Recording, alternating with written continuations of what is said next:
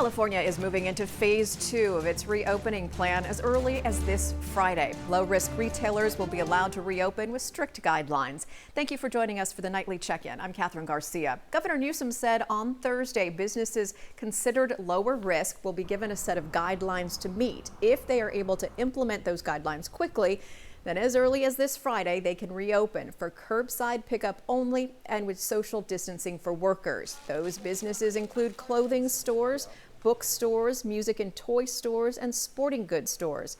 And just in time for Mother's Day, florists. Not included at this stage, seated dining at restaurants or the reopening of office buildings or shopping malls. The governor said those will have to come further into phase 2. We recognize as we begin to modify, behavior is modified and possible community spread may occur. If that's the case, and we do not have the capacity to control that spread, to trace that spread, to track that spread, to isolate individuals that may have been in contact with COVID-19, we will have to make modifications anew. Governor Newsom said California has done well with hospital capacity, testing capacity, and stabilization of the curve.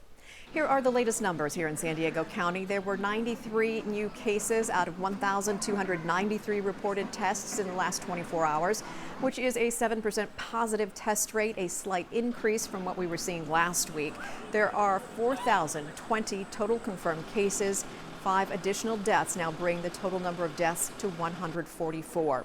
The county also announced more help for essential workers as they serve on the front lines day in and day out. Supervisor Nathan Fletcher detailed a plan to award those workers hazard pay and help them cover child care costs while their kids are home from schools and daycares. $5 million would be set aside from San Diego's portion of the CARES Act to pay for daycare vouchers. With child care supply available, demand high, it really comes down to the price of childcare as being the major barrier families face when trying to get the childcare they desperately need.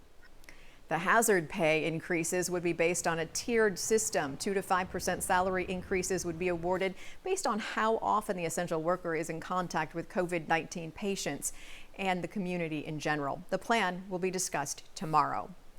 Well, stunning pictures posted on social media over the weekend when a man walked into a Santee grocery store wearing a white hood over his head. Tammy Gallis is the director of the Anti-Defamation League of San Diego, and she says it mirrors other trends across the country where protests have become volatile amid calls to reopen businesses and loosen stay-at-home orders. While she says she has no idea what the motivation for the Vons incident was, she says historically, in times of crisis, people look for scapegoats. We see these protests, people coming in with Nazi signs, comparing, the government to Nazis, and there's just no excuse for that. The Sheriff's Department says that it is looking into the incident and will pursue any appropriate criminal charges. A spokesperson for Vons called it alarming and an isolated incident. The store is now reviewing how to best handle any future inappropriate situations.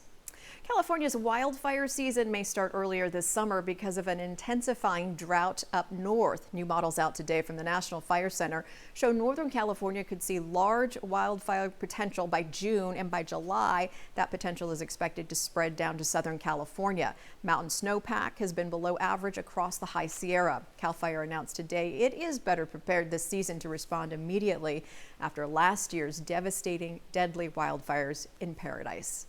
Let's get a check now on your Tuesday forecast. Here's Dagmar. We are looking at a hot one today, a scorcher, because your Tuesday temperatures now will be reflecting the fact that there's a heat advisory. The coastal zones kind of escape this, but the inland valleys, there's your heat advisory. In effect until Friday night, 9 p.m. Upper 80s for the inland valleys, mountains mid 80s, but the excessive heat warning for the deserts is in effect there also today through this morning through Friday night. So please, you try to find shelter, but also keep in mind the pets and the livestock. Make sure they have shade and some fresh water. As if we were not dealing with enough this year, enter the murder hornet. The first spotting of the 2-inch Asian giant hornet was verified in the United States in December. The insect does not generally target people or pets, but it is a deadly threat to at-risk honeybee hives. The Washington Agriculture Department says an invasion could have severely negative impacts on the environment and public health. Authorities are working to find nests and destroy them before they can reproduce. A big question these days is, once someone recovers from coronavirus, does that make that person immune? Today, researchers at South Korea's Centers for Disease Control say it is impossible for the virus to reactivate in the human body, which means parents are not getting reinfected. It also means that people are building some sort of immunity from the virus. Carnival officials announced today they plan to resume operations this summer, beginning on August 1st, with a total of 8 ships from Miami, Port Canaveral, and Galveston. Officials say a pause in cruise operations has also been extended to all other North American and Australian markets through August 31st. Well, feeding heroes responding to the COVID-19 crisis and also keeping local businesses afloat. It's how one local nonprofit is making a difference. Frontline Foods raises money through donations and then orders food from local restaurants to be delivered to area hospitals and first responders. So far, it's raised more than $50,000 and has provided more than 6,000 meals delivered to emergency rooms, ICUs, and other healthcare providers. We are so grateful that we can do a little bit and they can enjoy, instead of going back home and preparing their meals, we come with the hot food, with utensils and everything, and they start eating, so that's a great thing. Frontline Foods orders at least 75 meals a week from these local restaurants. Sometimes it's even more than that. There are 25 restaurants locally taking part in the program. That's going to do it for our nightly check-in. Have a good night.